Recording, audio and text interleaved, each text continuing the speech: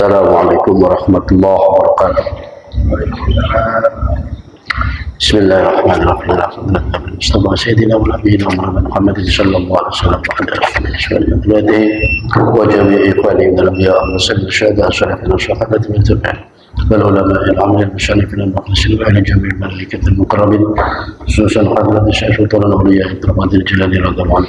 Summa hadrat Syekh Nabi Khalid Muhammad bin Muhammad Sayyidullah. Summa hadrat Syekh العالم العلماء الشيخ محمد إبراهيم المعروف بن عباس النبازي رحمه الله. ثم الأخذ الإمام المحقق بن فضل محمد بن عبد القادر ابن عطاء إلى سكندري تغمد ابن الله بالرحمة ورضوان وأسكنهم عن الجنان ونفعنا الله تعالى بهما. ثم الأخذ بشيخنا مختار شفاعة المفرد شيخنا وشيخنا مشهور بن عبد الرحمن شيخنا ولا أخذ بشيخنا عبد المجيد وشيخنا من شيخنا وشكر شيخنا ولا أخذ بشيخنا نسل بن شيخنا وقرب شيخنا وقرب شيخنا ثم أخذ بشيخنا عبد الرحمن توقيت سلام الجدعين شيخنا وشيخنا وإلى جميع مشايخنا ومشايخنا إنما كان رحم الله ونفعنا بعلومهم وعباده وخصوصا إلى شيخنا الفاتحة. أعوذ بالله من الشيطان الرجيم. بسم الله الرحمن الرحيم. الحمد لله إياك نعبد وإياك نستعين اهدنا الصراط المستقيم صراط الذين أنعمت عليهم غير المغضوب عليهم ولا الضالين. آمين. بسم الله الرحمن الرحيم. الحمد لله رب العالمين وبه نستعين على أمور الدنيا والدين والصلاة والسلام على أشرف الأنبياء والمرسلين سيدنا ونبينا ومولانا محمد وآله وصحبه أجمعين. رب اشرح لي صدري ويسر لي أمري واحلل عقدة من لساني يفقهوا قولي. سبحانك لا علم لنا إلا ما علمتنا إنك أنت العليم الحكيم. بسم الله الرحمن الرحيم. قال المؤلف رحمه الله ونفعنا بعلومه ومتنا بأسراره. Bismillahirrahmanirrahim. Mata razaqaka ta'ata wal ghina bihi anha fa'lam annahu qad azbawa 'alaika ni'amah zahiratan wa batinatan. Shahifah 62. Bismillahirrahmanirrahim. Mata razaqaka, ketika Allah telah memberimu rezeki, atau akan berupa ketaatan, wal ghina, dan cukup. Ghina itu semuki, cukup, merasa cukup di ketemu Allah, anha, dari taat itu, dari ketaatan tersebut. Fa'lam mengko berwasira annahu ing setuhune Allah, bahwa sesungguhnya Allah. Kita baca dulu. Atau anta ing doat ayat intisal al-awamiri, tegese ing anut pira-pira perintah Allah. Wajidna benawahi lan tegese ngeduhi pira-pira larangan Allah. Fi dohirika ing dalam dohir ira, dohire ngono. Wal inna lan semuki bihi ketemune Allah, bihi kelawan Allah, anha saking anduh saking taat, bi Allah tarkana kelawan yen to ora condong sira ilahi taat. Binaili matlubika ing dalem merkule perkara kang den purih ira, untuk mendapatkan sesuatu yang kau harapkan. Binaili matlubika bal ta'al laqo balik bergantung apa kol buka hati ira bimaulaka kelawan bendoro ira. wa taghayyaba lan sirna sira an kulli syai'in saking sakabehane suci-suci siwahu kang sakliyane Allah. Nek ngono piye fa'lan mongko ngerti sira annahu bin saktemene Allah iku qad asbaba teman-teman wis nyampurnakake sapa Allah alaika ing atase sira ni'amahu ing pira-pira nikmati Allah dohiratan ing dalam dohiri wahya kain dohir ikut tingkat ta'ati mengkono-mengkono ta'at wa batinatan dan ing dalam batin wahya utai batin iku ma'rifatuka ma'rifat ira allati ma'rifat aujabat karena tepakan opo allati laka maring sira al-ghaibata ing sirna anha saking nikmat wa adami ru'yatiha lan ora anane ningali nikmat khairun ma iki wis beda mana ya kita dapat disitu. Bismillahirrahmanirrahim. Maka zakko atau ata wal ginabi anha fa'lam annahu qad asbagha 'alaika ni'amahu dhahiratan wa batinatan. Artinya sekilas muratnya, ketika Allah telah memberimu rezeki berupa ketaatan, lalu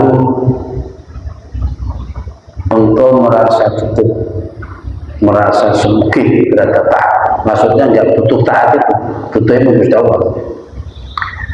Nah, kalau demikian ketahuilah bahwa sesungguhnya saat itu Allah telah menyempurnakan nikmatnya atas dirimu, baik nikmat secara zahir maupun batin. Nah, kemudian yang dimaksud taat itu apa? Taat itu intisal awamir wajtinabun nawahi, sebagaimana sering diucapkan para khatib-khatib ketaatan atau ketakwaan Allah. Itu yang dimaksud melaksanakan perintah-perintah dan menjauhi larangan. Jika kita sudah di posisi itu, berarti sadar, syukurilah bahwa Allah telah menyempurnakan nikmatnya kepada kita. Nah, di dalam melaksanakan perintah, di dalam fikih selalu berdasarkan kemampuan, selalu berdasarkan kemampuan. Sholat ya tentu ada ketentuan-ketentuannya, namun ketentuan itu ya bagi yang mampu. Seperti kita sholat wajibnya berdiri, tentu bagi yang mampu berdiri. Kalau nggak mampu berdiri duduk dan seterusnya. Begitu juga poso itu juga bagi yang mampu.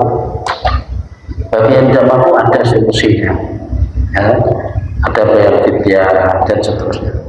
Haji juga begitu bagi yang mampu. Zakat juga bagi yang punya harta yang senisab. Begitu seterusnya. Ini yang berkenaan dengan perintah. Tapi kalau sudah bersinggungan dengan larangan, maka tidak pakai bagi yang mampu. Mampu atau tidak mampu harus ditinggalkan. Itu kalau sudah model larangan. Kalau memang diterjang tentu ada konsekuensinya. Ya, itu kalau larangan. Nah, tetapi besarnya nikmat kalau kita pikir ketika kita ditakdir untuk bisa melaksanakan perintah, itu sungguh luar biasa. Ketandekan nikmat Allah itu diperlihatkan semuanya. Kita bisa melaksanakan sholat saja, itu sudah melibatkan berapa puluh bahkan ratusan nikmat yang bersangkutan berkenaan dengan itu. Mulai dari yang menjaga kesehatan, menjaga waktu, mengatur napas keluar masuknya, belum lagi nanti kalau kita mau wudhu, mesin yang menyiapkan airnya, menjaga air dan seterusnya, melibatkan berapa makhluk Allah yang malaikat yang diperintahkan menjaga, dan banyak sekali yang terhitung hanya sekedar untuk melaksanakan satu jenis pekerjaan, ketaatan kepada sholat umpamanya itu. Belum ketaatan lain, hal-hal lain ya. Taat di sini mutlak, keseluruhan dalam bentuk ketaatan, tidak hanya berupa melaksanakan sholat termasuk ketaatan dalam ya menjaga dan memelihara peraturan-peraturan, baik itu ketika ada orang maupun tidak ada orang. Kalau memang itu larangan, ya tetap kita tinggalkan. Kalau itu memang perintah, ya tetap kita laksanakan. Biar tidak ada orang, biar kita sedang sendirian. Itu kalau yang aturannya begitu ya kita laksanakan, karena kita melaksanakan itu bukan karena manusia, tapi karena semata-mata. Nah, wal ghina bihi anha, yang dimaksud itu adalah ketika kita diposisikan seperti itu, jangan lalu kita terpaku kepada itu, ya, artinya ketika kita melakukan ibadah, sudah diberi kemampuan untuk melaksanakan perintah dan larangan, tidak terpaku di situ, karena yang kita tuju bukan jenis ibadah itu. Yang kita tuju hanyalah Allah. Apalagi sampai kita mengandalkan ibadah itu, tentu ya tidak benar, sebagaimana di awal-awal kitab Hikam ini disebutkan iktimad wal amal, itu di antara tanda-tanda iktimad, menggantungkan atau mengandalkan amal ya, adalah kurangnya rasa berharap di saat munculnya kesalahan. Ini kelemahan ini terlalu mengandalkan amal gitu. Jadi ketika amalnya tambah, maka tambah pula rasa berharap akan rahmat Allah, akan pahala Allah dan seterusnya. Tapi di saat amalnya berkurang atau mungkin nggak beramal, nah tentu rasa berharap ini akan berkurang, bahkan mungkin hilang, tidak berharap.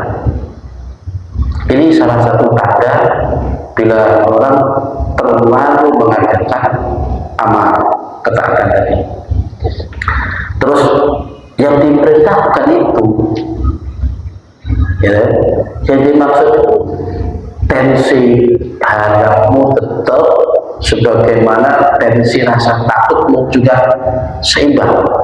Makanya disebut antara rojah dan khauf itu sebagai sayap, ibarat burung sebagai sayap untuk terbang lari menuju pada Allah. Jadi rasa dua itu harus selalu seimbang. Sisi lain kita sangat berharap akan pertolongan dan rahmat Allah. Satu sisi lagi kita sangat merasa khawatir dan takut bila mana ibadah kita tidak diterima atau tidak berarti di sisi Allah. supaya ada keseimbangan, muncul kehati-hatian. Nah, makanya di sini disinggung mana berbahaya wal ghina bihi anha. Wal ghina ini orang itu, wal ghina ini sugih bihi kelawan Allah anha saking to'at. Jadi rasa to'at itu coba gaya andalan ketika kau butuh Allah. Nah, meskipun to'at itu satu bentuk nikmat Allah, bentuk nikmat Allah. Jadi baik pengarang kita ini ingin mengingatkan kita lagi di posisi itu bertanda bahwa Allah telah menyempurnakan nikmatnya sendiri, baik nikmat dohir berarti ya rupa ibadah itu, rupa ibadah. Nah, nikmat batin rupa kemakrifatan, makrifat kepada Allah itu. Sekarang mana mungkin orang mau melakukan itu kalau tidak didasari dengan rasa makrifat. Orang mau susah-susah poso, orang seharian, minum seharian,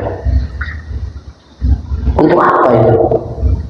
Kalau hanya diiming pahala, saya kira kan begitu. Ada di pahala itu. Lebih daripada itu, dibalik itu ada nilai kemakrifatan bahwa dia sudah mengenal Allah, bahwa hidup di dunia ini dia punya sadaran vertikal. Jadi saat semua tidak ada artinya, baik itu harta, jabatan, pangkat, derajat, keluarga, nggak ada manfaatnya belas di saat-saat tertentu, orang pasti akan mencari sandaran. Mencari sandaran, yaitu sandaran. Itu fitrah akan butuh sandaran. Nah, itu berarti kan nilai makrifat. Itu tanda kita sadari sehingga sampai hingga saat ini kita belum mensyukurinya. Nah, belum mensyukurinya. Makanya agama ini benar-benar gampang saja. Bukan ketika aku ngaji di Gus Bahari benar, Gus kan. Terus paribasa itu mau ibadah, mau sholat wajib tak benar sekali dia kan. Poso ya poso wajib tak nih, poso wajib kayak jelas. Enggak apa-apa, sebenarnya ojo maksiat. Wes deh, sebenarnya ojo maksiat. Itu bagus dan itu sudah sebuah nikmat yang luar biasa. Benar. Ya, itu tentu pada takaran-takaran tertentu, jangan lalu kita buat beban gitu ya. Maksudnya di sisi-sisi tertentu yang model begitu ternyata juga nikmat. Nah, sebenarnya orang lakukan maksiat. Bahkan tidur itu bisa bernilai ibadah. Nah, bagi orang-orang yang punya ilmu, soalnya dengan tidur dia nggak melakukan dosa dan melakukan maksiat. Awalnya niat tidur ya daripada nambah dosa saya turun. Semalaman turun yang nilai qiyamul lail, tahajud jora, zikir jora. Tapi karena niatnya meninggal maksiat, dia apa itu malah yang kadang-kala yang kita tidak sadari. Nah, kalau saya boleh gambarkan, saya itu kadang tafakur teman-teman, kadang kita ini koyok dagang, tapi apa ya, jelek manajemennya. Manajemennya jelek. Ya bener lah, kita ini ngaji. Ya agak dagang lah, dagang. Memang setiap hari punya untung, keuntungannya ada. Tapi dia tidak sadar dengan keuntungan dikira olah untungnya oke. Sehingga ketika dia belanja, gak hitung-hitung, tuku iki. Akhirnya begitu. Sehingga ketika dihitung di jumlah, sehari itu umpamanya untungnya 100.000, tapi dia nggak sadar ketika belanja itu nilainya lebih dari 100.000.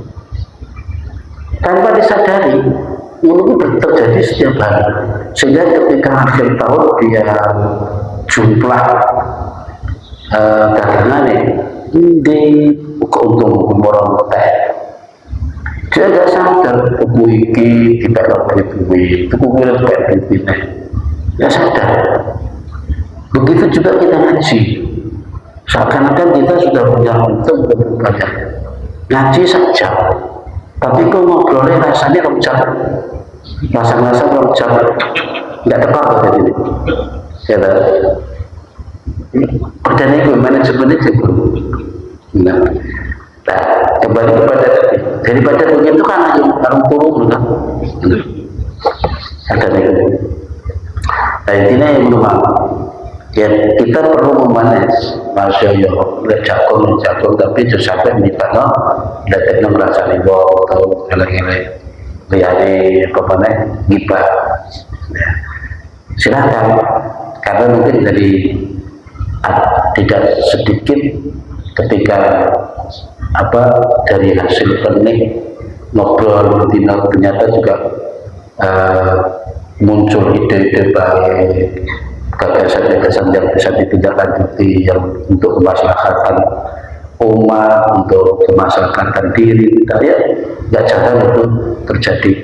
Hanya diawali dengan kening agar bendino kopi biasa, tidak masalah, tapi ya itu mau hati-hati jangan sampai kemiboi ngerasani atau dosa.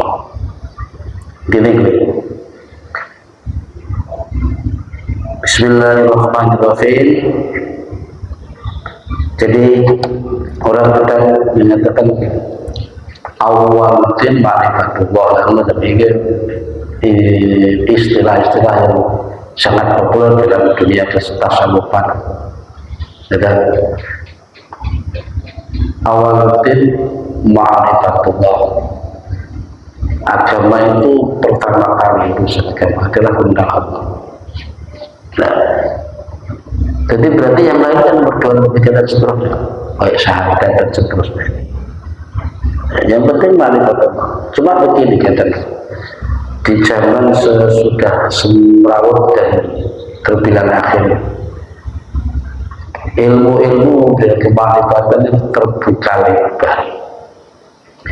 Ada bahasa orang kalau tidak mengenal Allah berarti kafir.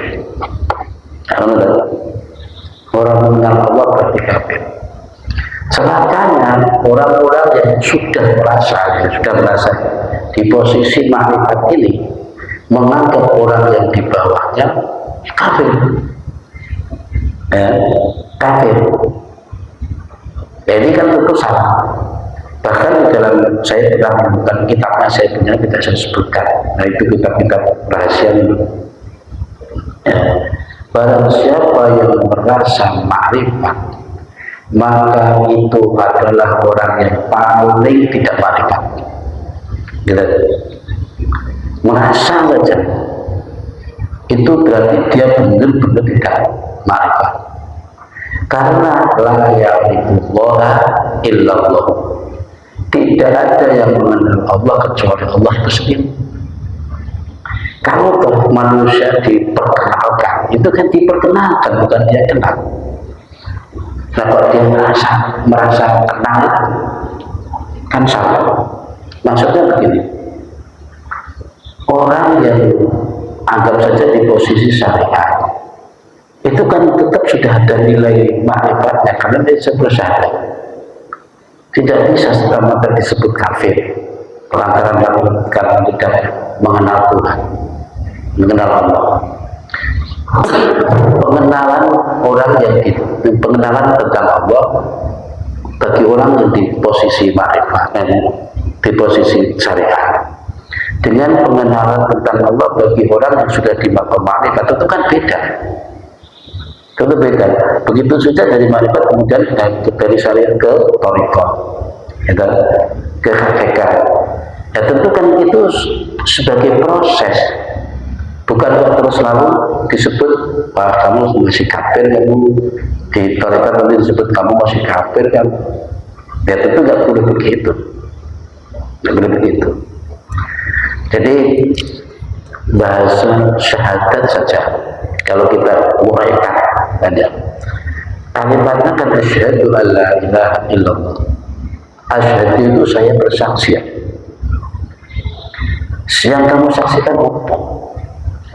Kalau orang bersaksi berarti dia melihat. Namanya menyaksikan, bukan hanya merasakan. Jika kamu memang bisa melihat, maka boleh kamu bersaksi. Bagaimana kalau orang bersaksi ketika ditanya kamu melihat di mana, pada hari apa, tanggal berapa, jam berapa? Kan detail pertanyaannya. Oh, kamu sudah bersaksi ya katanya. Apalagi bersaksi bahwa tidak ada Tuhan.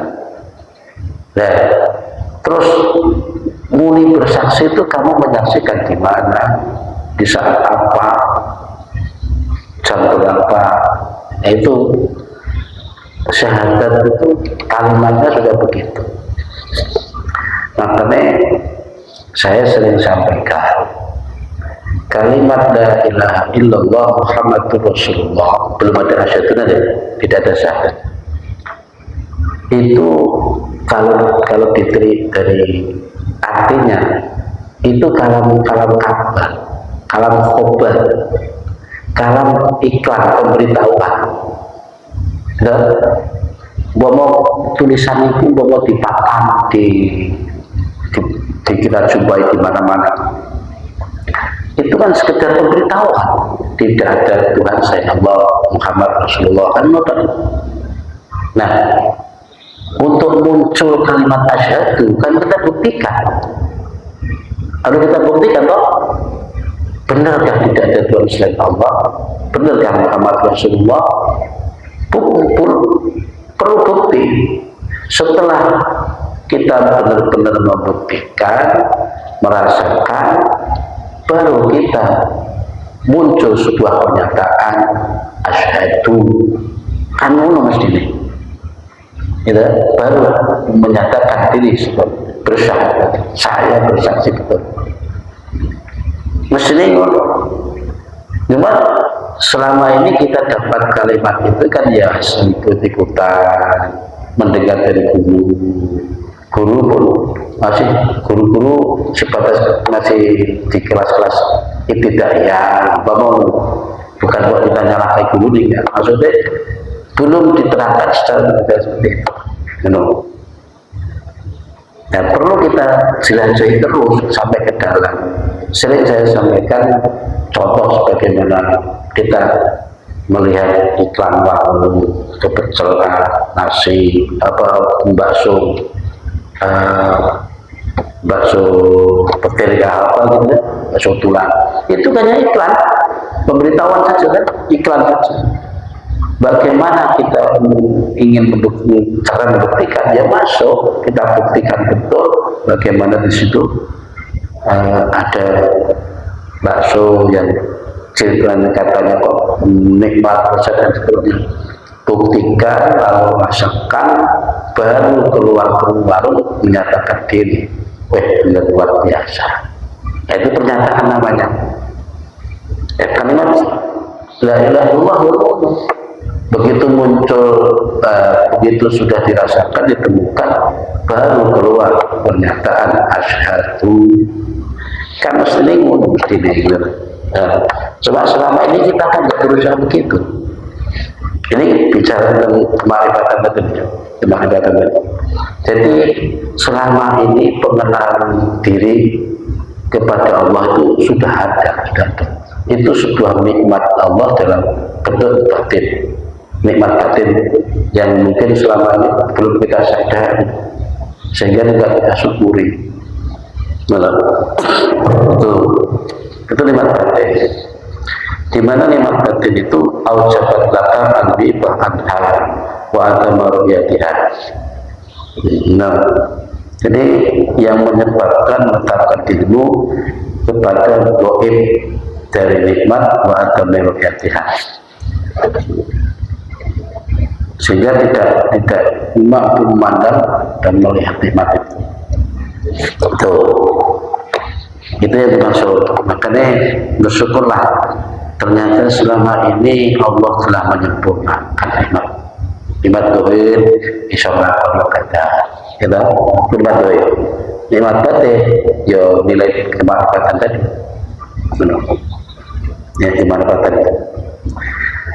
Nah, kembali kepada makrifat lagi, ini hikmah yang ke berapa ini sebetulnya pendek aja, tafsirannya juga sedikit ya. Coba kita ulas tentang makrifat tadi. Puncak daripada sholat itu kan ibaratnya intinya kan di saat kita sedang tahiyat, ketika kita tahiyat lafadznya kan at-tahiyatul mubarakatuh sholawatut thayyibatu lillah. Ini kronologinya begini, ketika Nabi sudah menghadap di hadapan Allah suara Mi'raj, masih di Sidratil Muntaha, terus mustawa sampai ke Rafa namanya, itu nggak bisa digambarkan. Malaikat Jibril hanya sampai di langit, tidak sampai di Sidratil Muntaha. Ibarat melihat dari jauh sama malaikat Jibril urusan Nabi dibisikin begitu, pada dari jauh dibisikin bagaimana urusannya, sedangkan Allah sumbernya salam. Soal Allah dimulai salam, Allah sumbernya salam.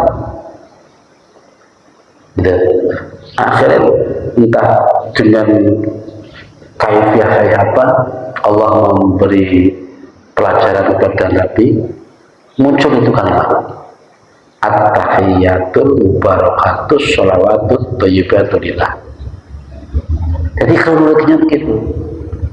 Dan masuk suan ini berdoro salam. Cuma salamnya kok orang assalamualaikum ya Allah, kan saru tau.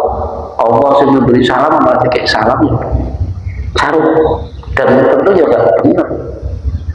Akhirnya Allah memberi pelajaran Nabi, entah itu kalimat kapan datangnya, bagaimana caranya, jangan tahu-tahu Nabi terus mencatat at-tahiyatul mubarakatus sholawatut thayyibatu lillah, gitu. Kemudian Nabi ya tanpa bisa disadari, tanpa bisa ditolak, bisa dicegah, mulut mengucapkan kalimat assalamu alaina wa ala ibadillahi sholihin. Ini kan jawaban Nabi, ini sudah apa ya, ranah Nabi. Tadi kan ranah pengiran Allah at-tahiyat. Setelah assalamualaikum ya Nabi, Allah memberi jawaban atas salam Nabi. Kembali Nabi memberi jawaban assalamu alaina wa ala ibadillahi sholihin. Awalnya kan at-tahiyat itu salam Nabi, kemudian Allah menjawab assalamu alaika ayyuhan nabiyyu wa rahmatullahi wa barakatuh. Nabi menjawab lagi assalamu alaina wa ala ibadillahi sholihin. Kalau kita tilik dari redaksinya, susunan kalimat kalamnya itu memakai domir mukhatab alaika alaina, ya. Assalamu alaika ayyuhan nabi. Domir mukhatab itu menunjukkan orangnya ada di depan. Itu domir mukhatab. Alaika, alaiki kalau perempuan, ya. Itu orangnya ada. Kalau pakai domir mustatir, ya, domir goib, itu orangnya nggak ada. Seperti contoh assalamu alaihi alaihim alaikum huwa, ya, itu berarti domir orangnya nggak ada. menunjukkan kata ganti, tapi orangnya enggak ada. Nah, tapi Nabi Mukhotob itu ada di depan. Artinya di saat itu Nabi benar-benar lagi berhadapan, gitu loh, berhadapan, munajat, laporan di hadapan Allah. Nah, pengalaman Mi'raj Nabi itu lalu diperintahkan, diaplikasikan oleh umatnya dalam sholat itu, sehingga Nabi juga perintah, Nabi bersabda, as-sholatu mi'rajul mu'minin. Sholat itu minangka mi'rajul wong mukmin. Pengalaman yang didapat Nabi itu di saat Mi'raj menghadap Allah, di saat beliau dimi'rajkan, maka terus diteruskan oleh para umatnya hingga sampai ini sekarang, sampai ke hari kiamat. Setiap kali melaksanakan sholat, sholat, terutama pada saat tasyahud itu seakan-akan benar-benar kita berhadapan, ada Allah, ada Nabi Nur Muhammadnya, ada unsur agamiah kita. Nah, sahabat Jibril menyaksikan, Jibril yang menyaksikan, asyhadu an la ilaha illallah wa asyhadu anna Muhammadar Rasulullah. Itu Jibril menyaksikan. Nah, sekarang ya kita, ya unsur kita, unsur agama ini yang menyaksikan. Dan kalau kita tulis segitu, ya itu kan semua makrifat, makrifat, kemarifatan. Dan itu, jadi makrifat batin sampai segitu, makanya namanya nikmat, ya perlu kita syukuri dong. Alhamdulillah ya Allah, selama ini kita diberi nikmat sampai segitu besarnya, sempurnanya. Dohir, secara dohir kita bisa melaksanakan sholat, ketaatan, dijauhkan dari maksiat, kemungkaran, sehingga jauh dari murka Allah. Itu sudah pemeliharaan yang luar biasa. Jangankan kepada hambanya yang taat, kepada hamba yang tidak taat saja, tidak taat saja, itu pun Allah memberi haknya sebagaimana mestinya.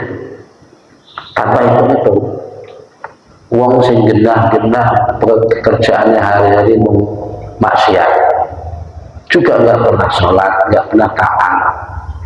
Pokoknya hidupnya hanya bergelimang maksiat.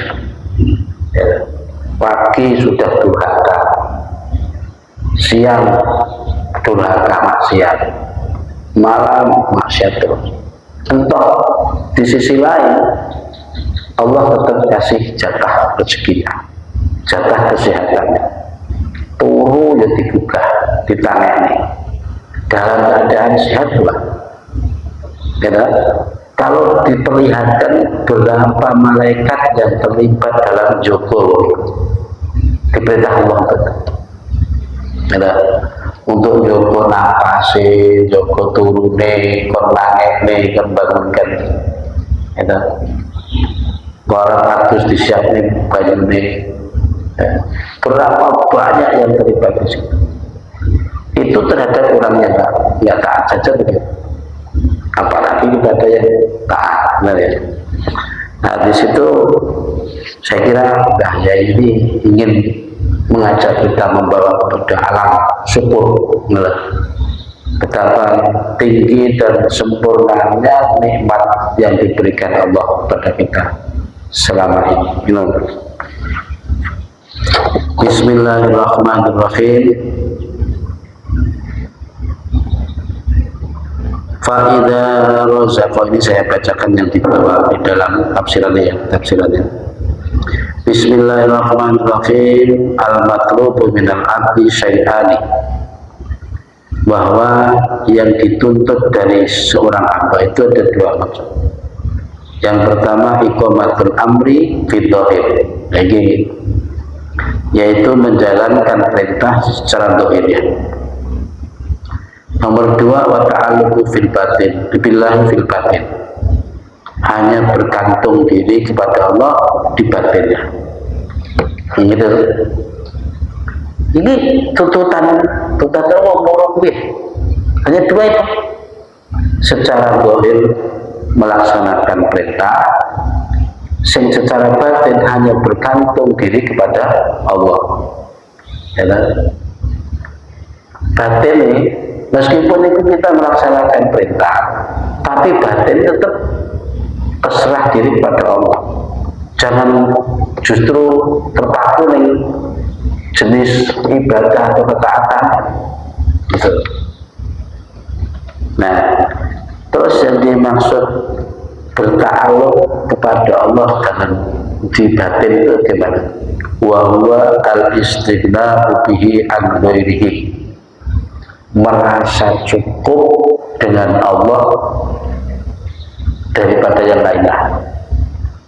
Yang lain Allah itu berarti ya apa yang selama ini berpengaruh pada kita, anggap berpengaruh, anggap aja bagi diri kita, dunia, uang, selama ini kan saya katakan itu yang berpengaruh sekali pada diri kita. Itu berarti berserah dirinya kurang. Bibi kita belajar untuk tidak munafik, ya. Pasti begitu, masih ada. Gambaran saja ya.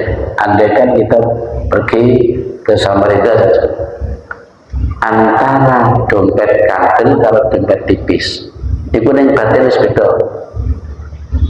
Ya, ada apa dengan dompet tipis dan kantil bagi orang yang berserah diri kepada Allah? Ayo, mestinya ya enggak ngaruh apa-apa di hati, mesti diganduli mengpengaruh. Soalnya dompet kantil tipis itu juga berpengaruh, mestinya itu mestinya. Tapi bagi kita kental berpengaruh. Mudah cukup, kurang ini kan. Itu berarti rasa ta'alluq dengan pengiran cukup. Betapa seorang sahabat dulu ya, sahabat ingin ngilangi ketergantungan kepada selain Allah, benar-benar ekstrim. Ini sahabat mencoba ketika berangkat ke mau ibadah haji, supaya ngilangi ketergantungan kepada selain Allah, itu perbekalan dilenyapkan kabeh. Iki sing garing dua kuwi. Akhirnya sedekah nih kabeh. Sementara perjalanan masih jauh. Sampai dia mengalami pokoknya hampir dibayar oleh nyawa, ibaratnya, untuk meyakinkan dirinya bahwa dia benar-benar ta'alluq kepada Allah, hampir-hampir nyawa taruhannya. Di saat yang penting mereka wis kentek pangan sembarang kali di tengah padang pasir, gak nengok, gak nengok, wong liwat jora enek, panganan enek, minuman gak enek. Sudah beberapa hari gak makan, dan juga bisa apa? Hanya bergantung kepada Allah. Tapi gimana ceritanya? Allah tentu tidak membiarkan hamba terkapar mati hanya karena ingin membuktikan. Allah utus burung. Ya burungnya gimana? Khusus burung ini dilala. Sebelum wong itu muji dirinya itu, burung itu dari sejak dulu sudah diciptakan memang untuk notoli, notoli ikan sisi yang ada di sela-sela giginya ikan hiu. Nah, ikan ini ya didesain sedemikian rupa. Luar biasa. Ikan itu dilala, di dadanya ini sampai tembus punggungnya ini keluar tulang semacam kayak panah tembus, tapi bukan kok itu penyakit, memang desanya bunuh deh, ditesani oleh pengiran. Untuk apa? Untuk menghalau apa itu mulut hiu cocok dengan ngakak nutup, karena dia ditugaskan untuk notoli sisa-sisa makanan yang terselit di gigi-gigi hiu. Lah hiu yang mono setiap kali makan mesti ada sisa-sisa sampai kalau pengiran dikai loro untune loro. Nah hiu ini untune loro dia ngambang mulutnya di ketoknya diperlihatkan di permukaan mana mulutnya, dan baru burung itu tadi datang untuk nutuling setiap hari begitu. Nah ono peristiwa itu mau hamba Allah yang burung itu dibangkon, kamu pergi ke sana saya bebas makan. Akhirnya burung itu mau teko boleh ibu mau itu setahap. Nah, dia mencuri dodone wong ibu kemudian menyuapi makanan. Itu akhirnya ya mungkin berkali-kali berhari-hari alah saya penting ilang pengira dohir orang masalah, saya penting bakti. Nah ini tentu tidak benar, tidak benar. Karena bagaimanapun kita diberi pinjaman kendaraan berupa jasa dohir ini tentu untuk dimanfaatkan. Tunjukkan bahwa kamu taat, batinmu taat itu tunjukkan. Dia cara menunjukkan. Ya kan itu dohir itu. Niki Gusti nyata-nyata nek kula dengan dadosaken dari api tandane berdiri. Benar-benar kalau aku diciptakan dari angin tandane buku. Ya benar-benar kalau aku diciptakan dari unsur tanah ditandai dengan duduk, benar-benar diciptakan dari unsur air disimboli dengan sujud. Sujud itu simbol air. Itu koyok-koyok kita membuktikan ini Gusti, aku kau ciptakan dari 4 unsur itu. Saya tunjukkan melalui sholatku dan seterusnya. Dan terus nanti berkenaan dengan bacaan Nabi itu luar biasa memang, itu kan memang sudah bahasa nubuwah, nggak bisa bahas. Ketika rukuk aja bacaannya begini, subhana rabbil azim bihamdi. Meskipun itu bacaan sunat, di dalam kitab Adhkar Nawawi juga banyak, tidak hanya itu, boleh baca, bahkan di sunatnya baca doa-doa yang lain banyak. Tapi yang intinya kan subhana. Ketika sujud juga subhana. Ya, nah, itu nanti bahasanya di terkait biasa versi makrifat. Baik, ini karena pembahasannya cuma sedikit ini hikmah yang ke-72 itu saja. Barang siapa yang diberi Allah ketaatan dohir dan hanya kepada Allah dia bersandar, maka pertanda itu Allah telah menyempurnakan nikmatnya atas dirimu, baik nikmat dohir maupun nikmat batin. Nikmat dohir yaitu kemampuan untuk melaksanakan taat itu. Nikmat batin berupa makrifat. Ya. Khairu ma tatlubuhu ma wa talibuhu bika wa ba'ala bisya'ab al-fatihah. A'udzubillahi minasyaitonir rajim. Ya na'budu wa iyyaka nasta'in. An'amta 'alaihim. Subhanallah wa bihamdihi. Subhanallah wa bihamdihi. اللهم بفضلك وقدر لنا شيئا جنة أشياء كرماته يا ربي بالمصطفى من مقاصدنا واغفر لنا من ظلم سعى كرم يا ربي بالمصطفى من مقاصدنا لنا من ظلم سعى كرم يا ربي بالمصطفى من مقاصدنا لنا محمد المسلم سبحانك اللهم وبحمدك اشهد ان لا اله الا انت استغفرك واتوب اليك السلام عليكم ورحمه الله وبركاته